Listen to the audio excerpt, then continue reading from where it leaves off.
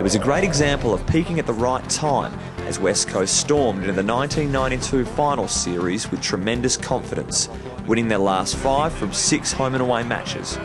Crowds flocked to the Wacker ground for the blockbuster do-or-die elimination final against the previous year's premiers in Hawthorn. Prior to the game, I always had that last 91 final in the back of my mind, and it was a necessity for us to win that 92 final. And we'd had some great clashes with Hawthorn. It was probably similar to, they weren't as close as the Sydney clashes we had later on, but quite often the team that got the jump got mowed down by the opposition team. As if repeating the 1991 Grand Final, it was West Coast's turn to flip the switch as the side began to dig itself out of a 4-goal slump in the first quarter. And the camaraderie and the competitiveness amongst that group was unbelievable.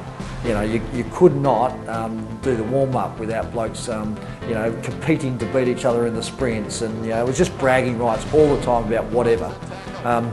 Sumi used to take it a bit too extreme by having 3 yumbos at Hungry Jack's, when everyone else was stopping it too. But it was just that sort of competitive spirit. I mean, that goal should just never have gone through. When you boomerang it from that side, it shouldn't go through, but this thing just sort of went the other way.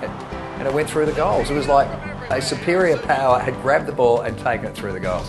I mean, I was just amazed that it went through. I think so was most people, and the fans sitting behind the goals couldn't believe it. But yes, that was very nice, very satisfying. Through spirit and determination, West Coast banded together to play some miraculous football in the final 3 quarters, notching up a 13-point victory and a semi-final clash with the top side Geelong. Great side they were, great players.